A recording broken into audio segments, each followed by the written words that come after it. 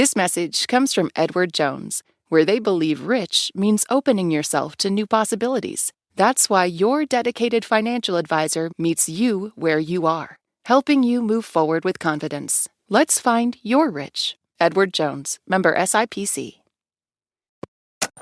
This is Planet Money from NPR. You can think of what Keith King does as like breakdancing, but on a bike. I mean, one of my all-time favorites was always a trick known as the double decade, and that's where the bicycle goes up on the back wheel and you go around the top of the bike twice before you set the bike back down. Whoa. Keith is a BMX rider. He started doing it in the 80s. I was with the sport when it would be considered underground or in its infancy. As the sport grew, I was right there. And he doesn't just ride. He runs a BMX stunt company out of North Carolina. They perform everywhere. Halftime at NBA games, the Alaska State Fair. And one day, about 15 years ago, while he's trying to line up a gig, he meets Danielle. And just a couple months later, he's like, I need to marry her. And he didn't just drop to a knee. He took her on a helicopter ride. So what I did is I took all my trucks and trailers, and I painted on the top of the trailers. I had 5 of them. I put, Danielle, will you marry me? And then I invited her family. And I had my mom and dad there. This is so complicated. They get married, and his wife starts working with him at his BMX stunt company. I handled the logistics and the moving parts of everything need to be everywhere. And she helped sell the show and promote the show. I felt like we were kind of like a power couple. They had a little girl, lived in a nice house, went to church together. And his wife was one of those people that's always posting on Facebook like, oh, look at my amazing life. And the BMX business was growing. Keith says things were great. At what point does it seem like things start not being so great? I guess it would be whenever she crossed paths with him. With him. This show is not about BMX. It's about infidelity. The him was the other man. I came across these messages, and I remember I jumped to my feet. I'm like, who are you talking to like this? You're my wife. What kind of messages were they? Oh, I liked how tall you were. Oh. What do you look like in a bikini?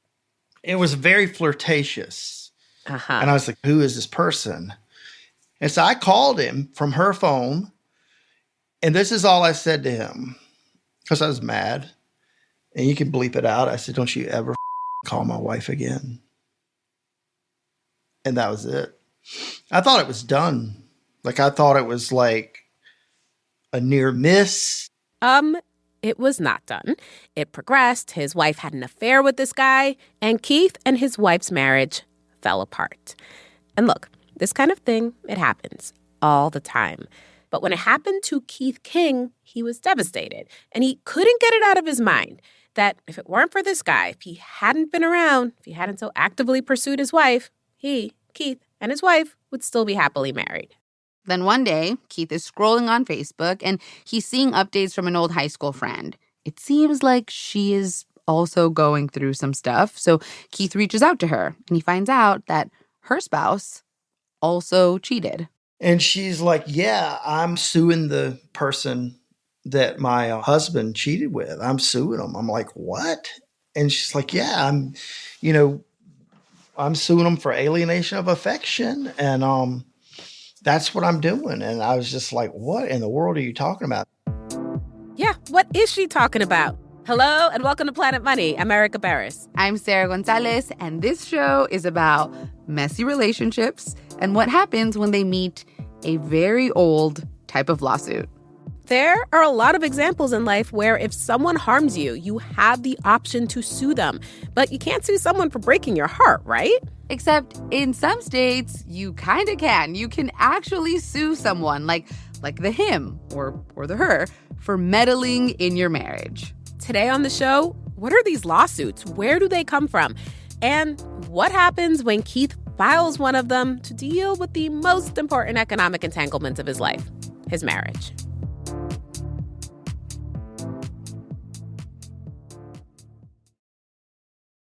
Support for this podcast and the following message come from Vanguard. Every day, shareholders meet to discuss important matters about the companies you invest in. Now you can make your voice heard too. Vanguard Investor Choice makes it easy to set your proxy voting preference for your eligible Vanguard index funds. Visit Vanguard.com/investorchoice to learn more. Vanguard investors own shares of their index funds, and those funds own shares of the companies they invest in. Vanguard Marketing Corporation, distributor. This message comes from Odoo, the all-in-one business management software platform. Whether you're a small or large business, Odoo gives you one flexible platform built to grow with you. Try today for free at odoo.com/planetmoney. Pretty soon after Keith talked to that old friend and learned about the option to sue, he went for it. He sued the man his wife had an affair with, blaming him for breaking up his marriage. This kind of lawsuit is called a heart balm tort. And you maybe know what a tort is. It's when someone is injured and they sue for damages, typically cash. Think the lawsuit over McDonald's hot coffee. That's a tort. Right. A heart balm tort is like that, but for love. Heart balm, HEARTBALM, like think about like chapstick or something, balm. It's supposed to be like it's healing a broken heart. Yeah, like a balm for your heart. This is Jill Hasday, a law professor at the University of Minnesota, and she is kind of like a heart balm expert. She wrote about them in this book called Intimate Lies and the Law. Heart balm torts, despite their name, despite this image of it being used to heal a broken heart, they actually look at marriage in this very unromantic way. They look at it in an economic way. Marriage is for most people the most important economic decision of their lives. In general, if you don't have a prenup, earnings during the marriage are marital property with an assumption of a 50-50 split at divorce. So it's a tremendous economic interweaving. People often own homes, which is most people's biggest asset. They often own those together. I mean, it is an economic relationship in addition to everything else. And if you go back in time, the economic part of marriage was even more pronounced. Heart balm torts date back to the 1600s, to English common law. Then they were imported to the U.S. And by the early 1900s, this is how heart balm torts were often used. Say a woman was engaged to a man, but he deceived her somehow. Like maybe he was already married to a woman in a neighboring town. The deceived woman could be like, oh, no, you are not going to get away with that. And she'd sue the would-have-been husband, claiming a breach of promise, like essentially a broken contract. That is the heart balm tort. You have to keep in mind that the social and economic pressure to get married, especially for women, is almost overwhelming. What I like about heart balm torts is they're recognizing the world women are actually in. Right, the world they were in back then. That someone who promises to marry you and then doesn't do, especially if they never meant it in the first place, has inflicted an enormous injury, sometimes a life-altering injury, where that woman will never have the life she could have had if that man had just left her alone. It recognizes women's economic desperation. Yeah, back then, if a woman was engaged and then the engagement fell through, that could affect her reputation. She might never get married. And for most women, marriage was the main way for them to find economic security. Yeah, so these heart balm lawsuits were a form of protection, like some real back-in-the-day kind of stuff. Right. So how is it antiquated? I think there's more than one way. So one way it's antiquated is it's very much like women are perceived in a property framework where they're being transferred from father to husband. That kind of heart balm suit, where a man would get sued for leaving a woman before they got to the altar, it wasn't the only kind. Some of the other heart balm suits got steamy. There's one that lets people sue for seduction. Like, if you were seduced, you could say, "How dare you seduce me? Everyone's going to judge me now, and you owe me for that." And then there's one called criminal conversation. The joke about criminal conversation is that it's not criminal and it's not conversation. That's how you can remember it. That's good. It's not criminal, it's not conversation. It's sex. That's what it is, just sex. Essentially, you had sex with my wife, who's often the husband suing. And then finally, there is the heart bomb tort called alienation of affection. That is when you can sue someone who interferes in your marriage, a so-called marital interloper.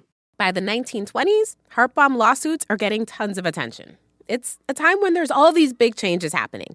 Like there's women's suffrage, more women are getting jobs. Great time. And marriage changes too. It starts looking more like how it does now. And people are talking about this idea called companionate marriage. Right. Like you're choosing to be companions now, right? Because like you have the same interests or whatever we get married for these days. Yep, exactly. But then whenever there was a big heart bomb tort, the tabloids loved it. There were big splashy headlines like Congressman Herrick sued for heart bomb and Winstead girl sues for $10,000 heart bomb. The famous silent film star Clara Bow had to pay 30,000 smackers, that's what she called them, after she went on a date with a married man. Scandalous. Scandal. And of course, people loved reading and talking about these stories. People love mess, right? They love drama. They love it. But then there was a backlash. Some people didn't like that women were filing heart bomb suits. In those newspaper stories, you start to see the stereotype of the unscrupulous woman going after the innocent man. The women are called gold diggers. Yep, this is when the term gold digger really takes off. Wild. And that's one of the arguments states use to start outlawing heart bombs. The first state is Indiana in 1935. Why Indiana? Roberta West Nicholson. Roberta West Nicholson was the state's only female legislator. And she said things like, no self-respecting woman would start a proceeding of the sort. And we suspect, and rightly, that the affliction is not so much an aching heart as an itching palm. Whew. Mm-hmm. There's a wave of states, and then there's, I think, what they sometimes call like a long tail, getting rid until you just don't see these cases, except in North Carolina, which has a robust alienation of affections case law. Yes, North Carolina, where Keith King lives. All these years later, in North Carolina, there are still like 200 heart bomb lawsuits filed every year. And most of them are alienation of affection suits. You alienated my spouse, so I'm going to sue the lover. You can even sue a meddling mother-in-law. Watch out, mother-in-laws. Okay, it's not just North Carolina that still allows heart bomb lawsuits. A few states allow it. But North Carolina is the only place where heart bombs get filed like all the time. Why North Carolina? My hypothesis is the reason is there's some lawyers who know how to do these cases. I'm not saying it's the only reason, but having lawyers who are interested in bringing it is an important reason. Yeah, lawyers. Of course they want lawsuits. Yeah. Now, there have been attempts in North Carolina to get rid of heart bomb torts. And last year, the Speaker of the House was sued by an assistant school principal because the Speaker of the House allegedly slept with the principal's wife. After that, the Speaker questioned why that law was even still on the books. Right, of course he did. It is a, decent question. Like, should states really be judging some random third party, like the him or the her, the marital interloper? Because think about it. In divorce cases, for example, which are totally different from heart bomb cases, you don't have to prove that someone did something quote unquote bad in order to get divorced. We have no-fault divorces in every state now. Yeah, and after reading over dozens of present-day North Carolina alienation of affection cases, it seems like the way they're used is less about pulling the one economic lever available to you. It feels like they're more about people trying to get emotional validation, but doing it in this very messy, public way that shames all the parties involved. I guess I'm personally of two minds about alienation of affections. On the one hand, I think there can be wrongful conduct that does cause serious emotional injury. I think the law generally recognizes too little emotional injury rather than too much. So that's to be said in favor of alienation of affections. But on the other hand, it can be denying the agency of their spouse and it can seem misdirected. Right. Like, according to these lawsuits, the wife or the husband, whoever allowed the meddler in, is just like an innocent bystander, not someone who made a choice to cheat for whatever reason they might have had. After the break, how Keith King's case actually plays out in court.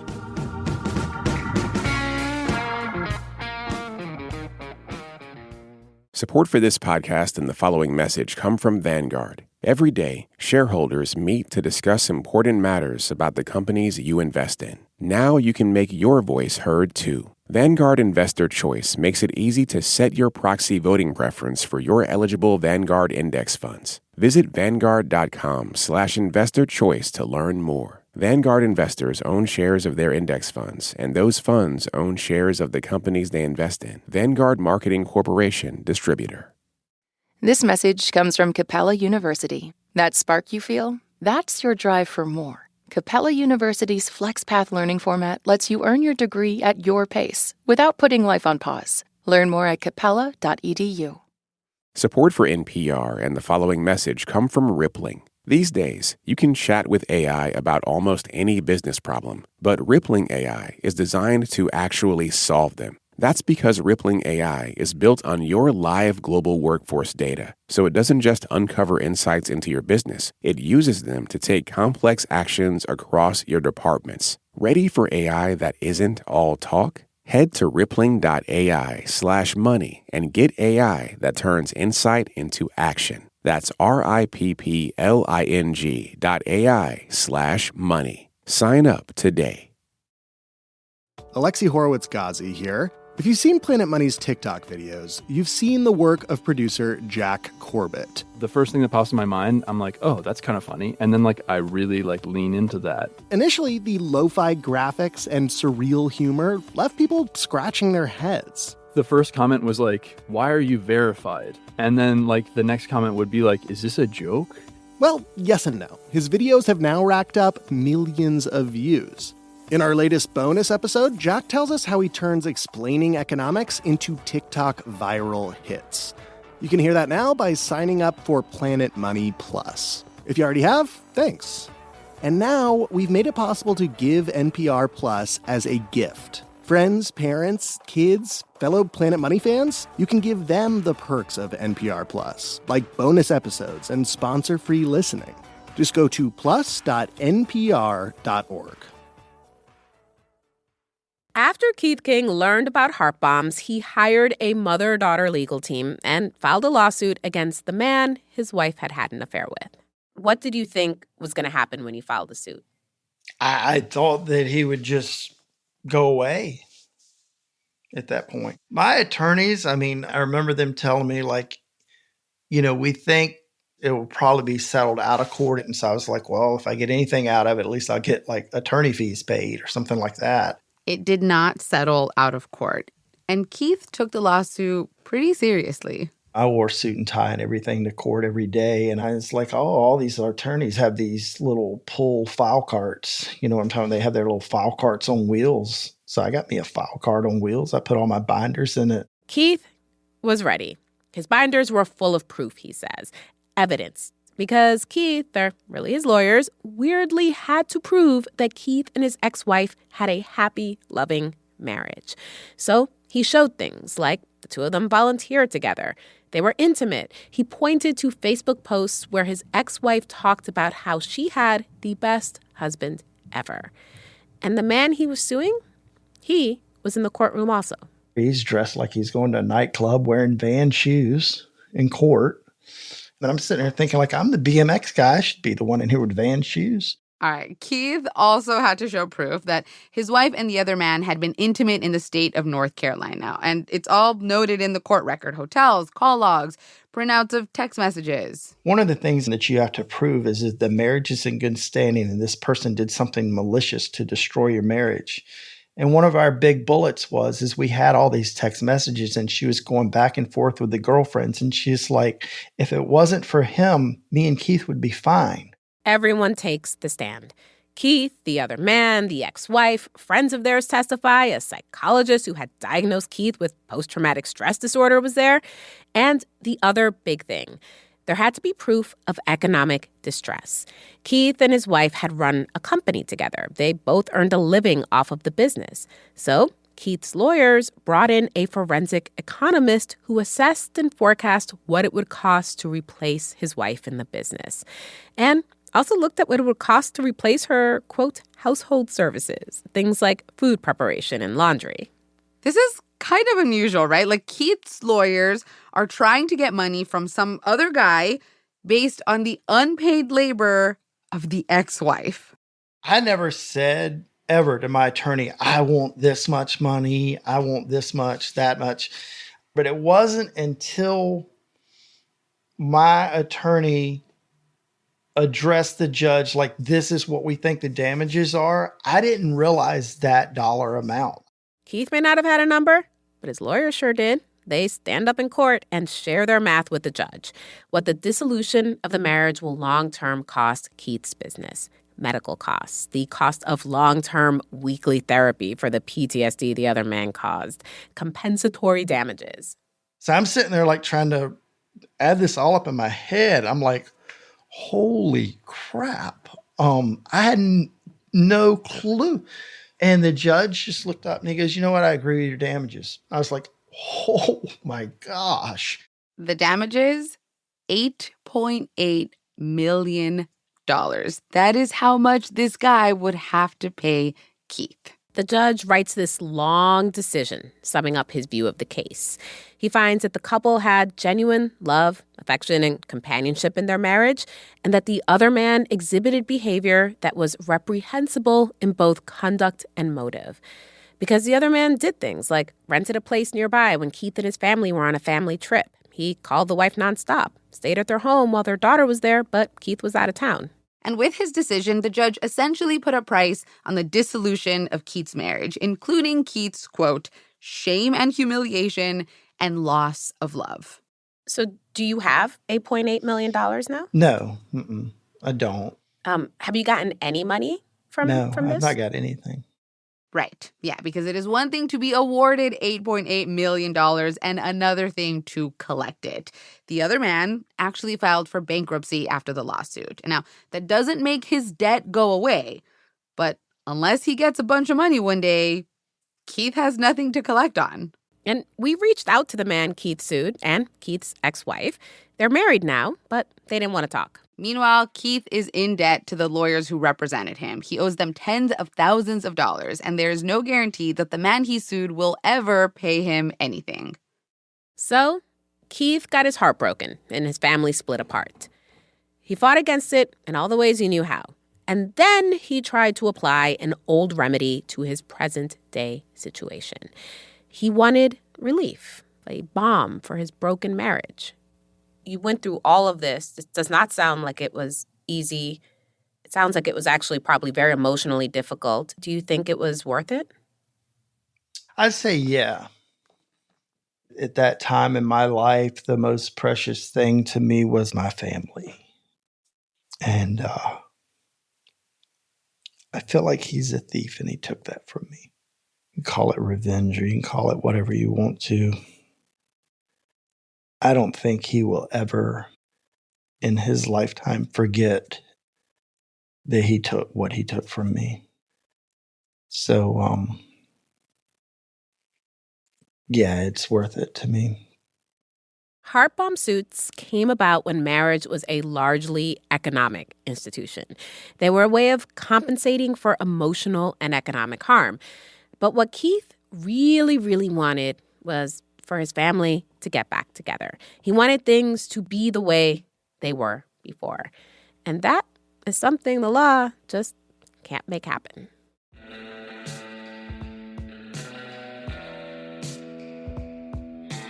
Coming up on Planet Money. It's like true crime without the murder. Becca Platsky hosts the podcast Corporate Gossip with her brother. They tell business stories, but with the tone of a reality TV show. I would love a world in which we can go from talking about who was cast on Real Housewives of New York in one breath, and then in the next breath talk about regulatory capture and the impacts of deregulation on airports. And, so that's kind of my dream. The Planet Money team hands out Valentines to the things we love most right now. That's next week on the show. This episode was produced by Emma Peaslee and edited by Molly Messick. Sierra Juarez fact-checked the episode, and it was engineered by Gilly Moon. Alex Goldmark is our executive producer. I'm Sarah Gonzalez. I'm Erika Beras. This is NPR. Thanks for listening.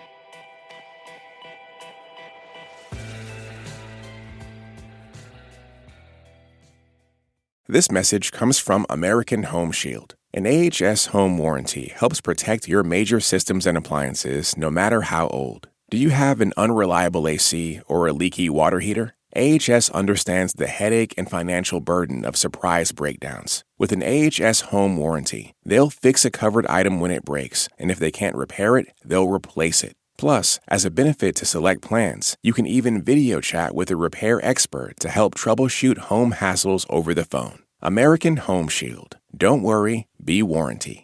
Get 20% off all plans at ahs.com/NPR and see promo details. See ahs.com/contracts for coverage details, including service fees, limitations, and exclusions.